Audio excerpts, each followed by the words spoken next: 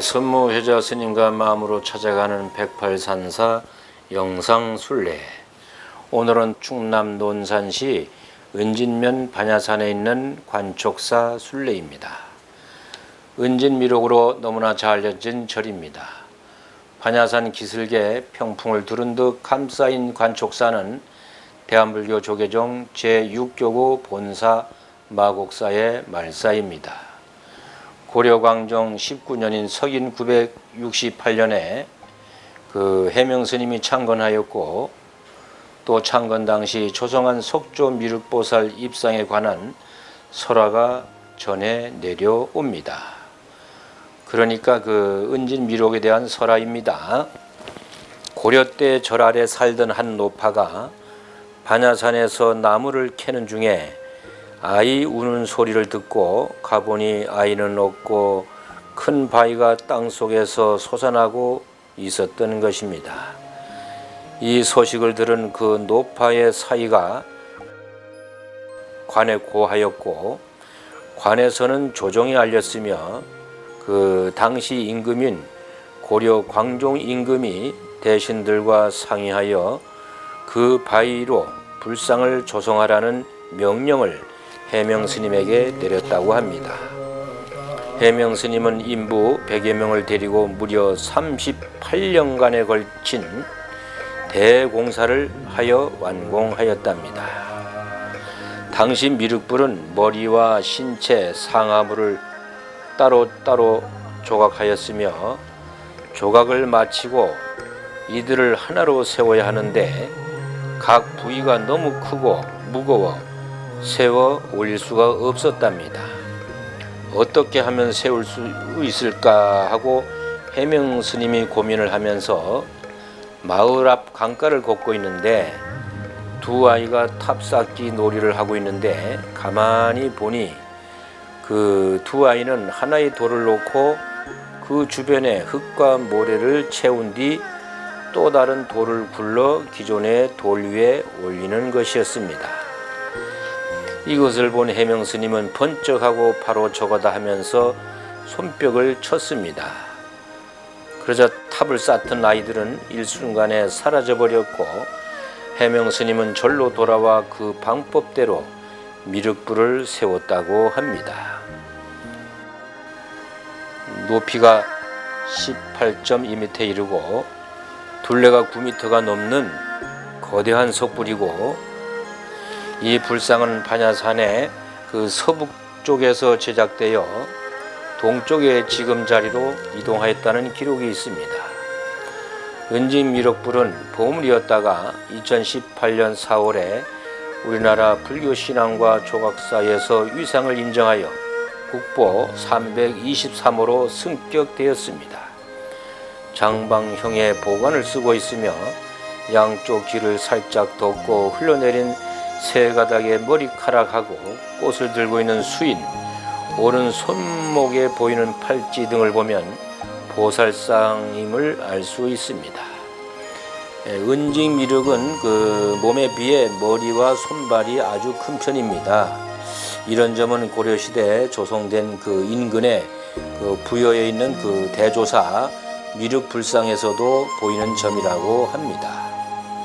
해명스님이 어렵게 불상을 조성해서 세우자 그 미륵불상이 미간 백호에서 나오는 빛이 사방을 비추었는데, 마침 중국 승려인 지한스님이 그 빛을 쫓아와서 예불하였으며, 그 빛이 촛불과 같다고 하여 절 이름을 관촉사라고 하였답니다.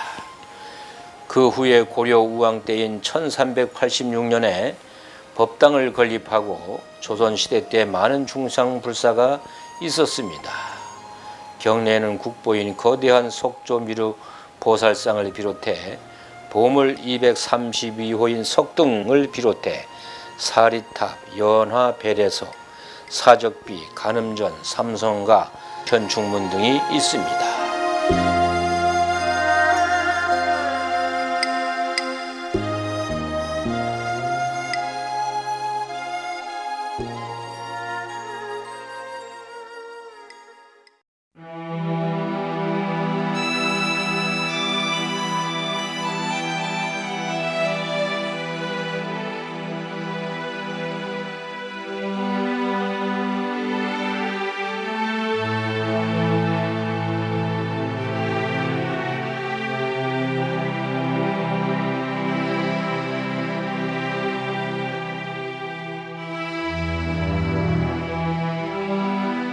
오늘 법문은 그 나를 찾는 108기도문 제6배에 대해 법문하겠습니다. 모든 존재와 현상은 괴롭다는 것이 근본 진림을 명심하겠나이다. 모든 존재와 현상은 괴롭다는 것이 근본 진림을 명심하겠나이다. 그 불교의 삼법인 중에 그 세 번째 일체계고를 풀어놓은 그런 말이죠. 재행무상, 재범무화, 일체계고가 삼법인 것을 다 아시죠?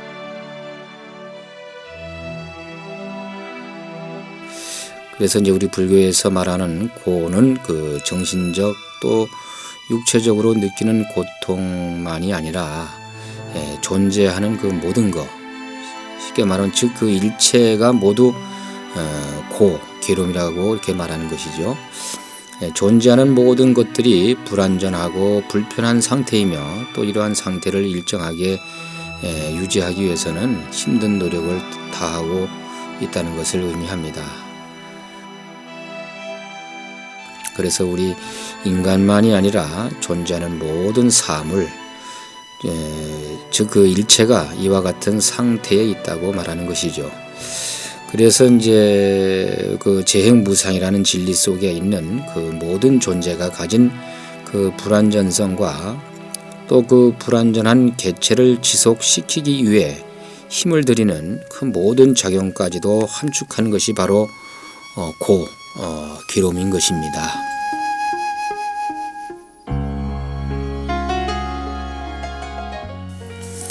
예를 들면 어린 아이가 기어다니다가 일어서려고 하는 것도, 또 그 나무가 물을 찾아서 뿌리를 마구 뻗어내리는 것도, 또 우리가 밤이면 잠을 자야 하는 것도, 또 우리가 이렇게 108산사를 순례하는 것도 모두 고라고 할 수 있습니다.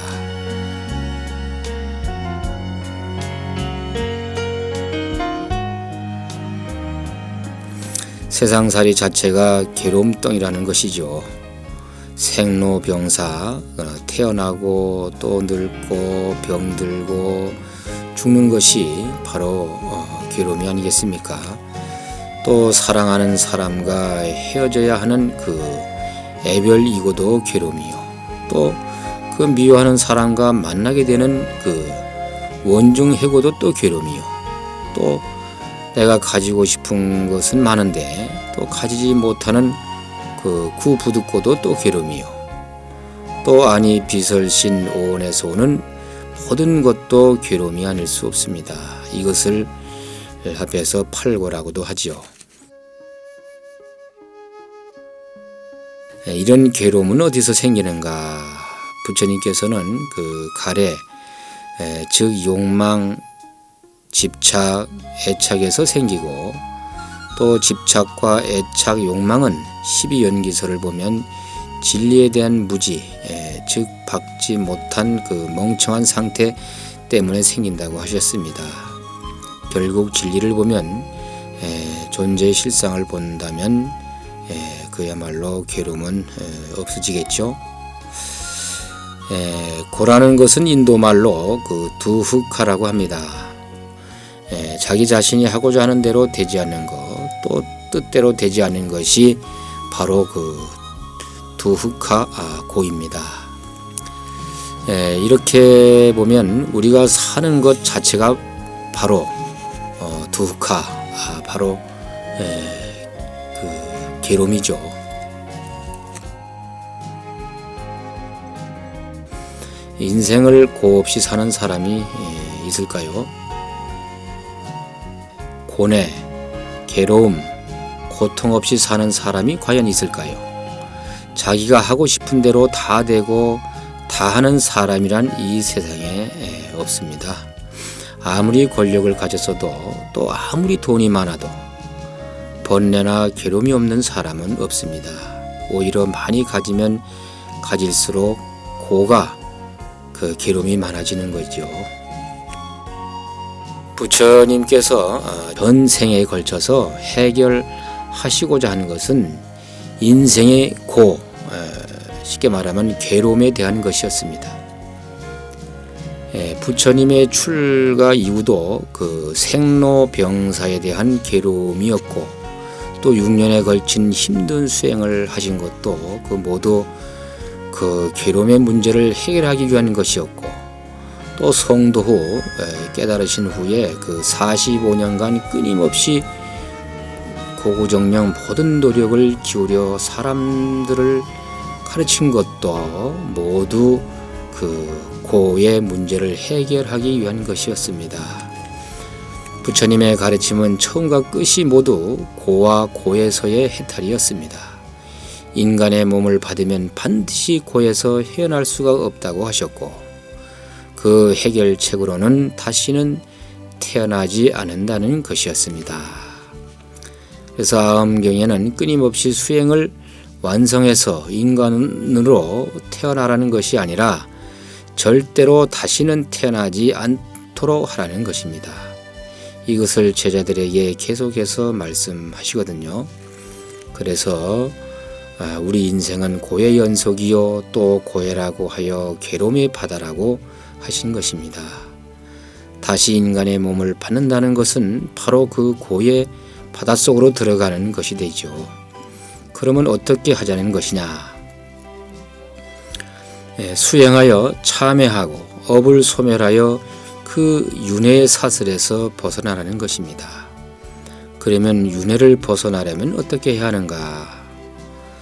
이 문제는 또 복잡한 문제이니 이 다음에 다시 설명하기로 하고, 고의 문제를 계속 이야기하겠습니다.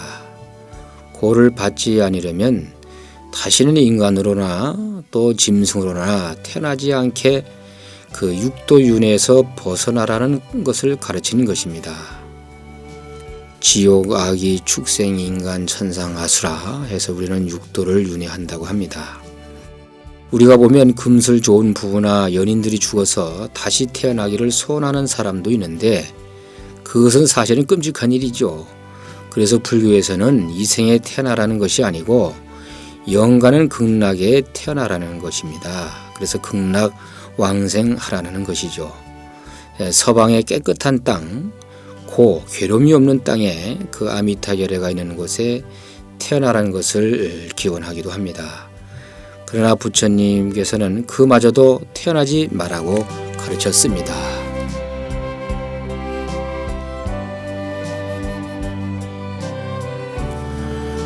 그러면 이 고는 왜 생기는가? 장아함경 속에 있는 그 대본경에는 고는 성인이 만든 것도 아니며 원인 없이 홀로 존재하는 것도 아니다. 그러므로 고는 지혜를 가진 사람은 끊어 없앤다고 하였습니다. 고는 신이나 절대자가 우리 인간을 벌주기 위해 만든 것도 아니고 우연히 존재하는 것도 아닙니다. 이것은 어떤 원인과 조건에 의해서 생긴 것이죠. 따라서 그 고를 발생시키는 원인을 제거하게 되면은 고도 사라지게 될 것은 당연한 것 아니겠습니까? 나에게는 그 고이지만은 다른 사람에게는 고가 아닐 수가 있습니다. 또 다른 사람에게는 고이지만 또 나에게는 전혀 괴로움이 아닌 것이 있습니다. 이것은 뭘 말하느냐? 바로 나에 의해서 만들어진 것은 나에게로 온다는 것입니다. 이것이 바로 연기법이죠. 이것이 있기 때문에 저것이 있고 또 이것이 없으면 저것도 없다라는 것입니다. 이것을 알면 이미 고의 문제를 해결하는 것입니다. 이해가 되시는지 모르겠네요. 부처님께서는 연기법의 원리에 따라 그 고의 문제를 해결할 수 있었던 것입니다. 먼저 고를 발생시키는 원인을 제거함으로써 그 고에서 벗어날 수가 있었던 것입니다. 고에서 벗어나면은 바로 열반이죠. 고의 소멸이 바로 열반입니다. 결국 부처님께서는 이 연기법을 보신 것입니다. 이 연기법을 응용해서 자신이 가졌던 인생의 괴로움을 해결했을 뿐만 아니라 다른 사람을 위해서도 가르쳤습니다. 불교의 그 모든 교리는 고의 해결, 그 열반의 성취가 가장 큰 목적이죠. 그래서 모든 강물은 바다로 향한다. 부처님의 가르침도 한 곳으로 향한다. 즉 고와 고의 소멸로 향한다고 하였습니다.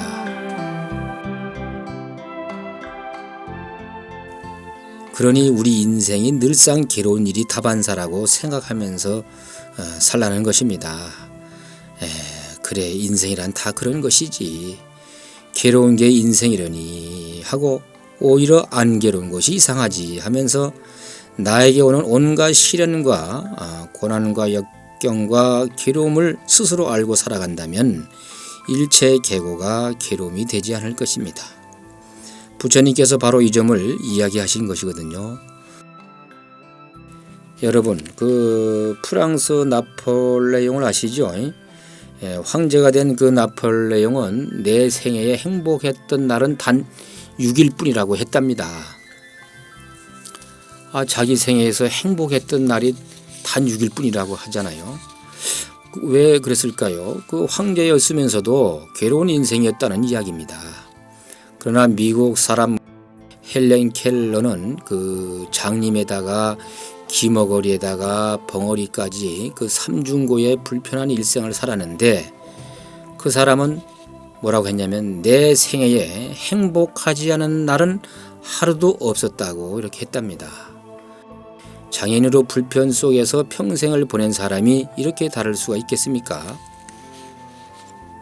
내일이면 귀가 안 들릴 사람처럼 새들이 지저김을 들어봐라. 또 내일이면 냄새를 맡을 수 없는 사람처럼 꽃 향기를 맡아보라. 또 내일이면 더 이상 볼 수 없는 사람처럼 세상을 보라. 또 내일이면 더 이상 할 수 없는 일임을 알게 되면 오늘 내가 할 수 있는 일들이 얼마나 소중하고 놀라운 기적 같은 일인지 깨달을 수 있을 것이다. 바로 그 헬렌 켈러가 한 말입니다. 내일은 없다. 오늘이 마지막이라고 생각하고 살면 어찌 그 아무리 괴로운 현실도 내일 죽는 일보다는 나을 것입니다. 그래서 자기가 처한 현실에 자기가 주인이 되어 살려는 그 수처 작주 입처 계질이라는 말이 있습니다. 환경에 찌들려 살지 말고 어떤 환경이든지 내가 휘어잡고 살라는 이야기죠. 자기가 처한 곳에서 오늘뿐이란 생각을 하면서 살면 그가 어디에 있든지 간에 우리는 더 나쁜 것은 없다고 생각하고 살면은 그 오늘의 괴로움이 괴로움으로만 존재하지 않을 것입니다. 헬렌 켈러처럼 나날이 즐거운 날이 되겠죠.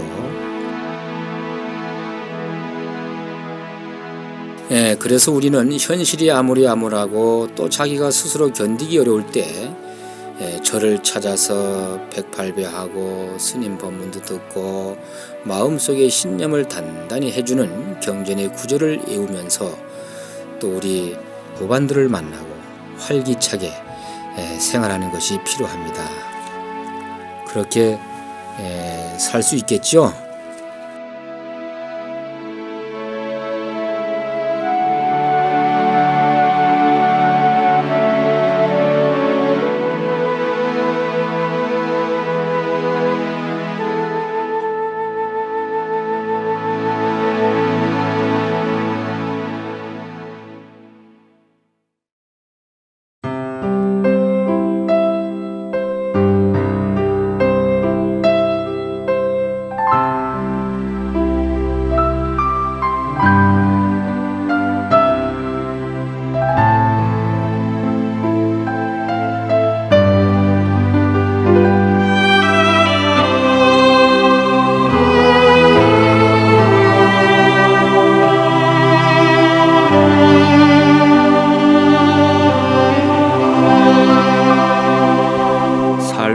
하루하루 결산하세요.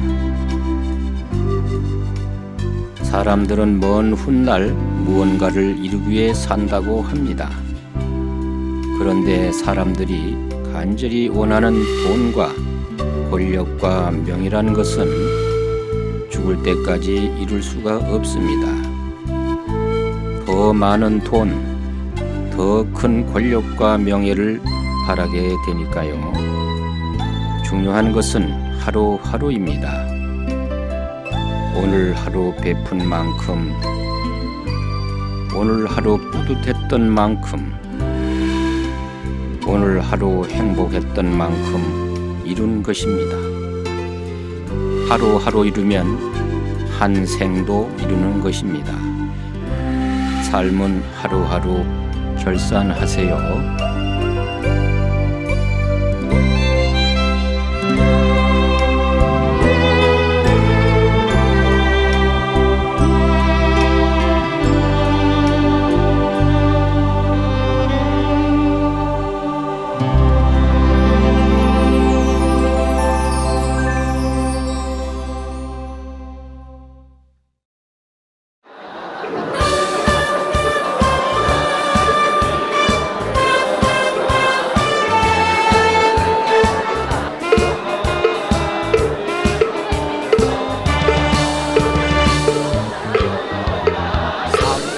금수강산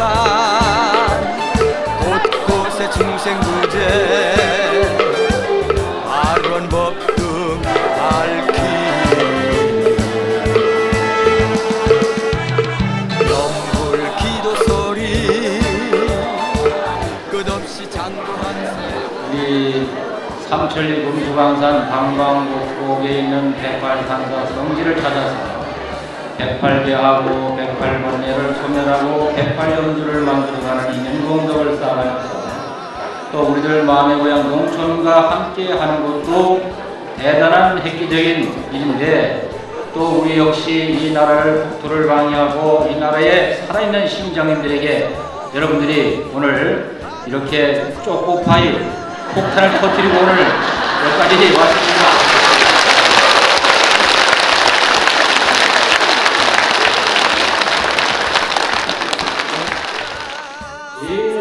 백팔배하며 108번뇌 소멸하고 108연주 만들며 인연공덕 쌓아가니 일심광명 온누리에 비친다.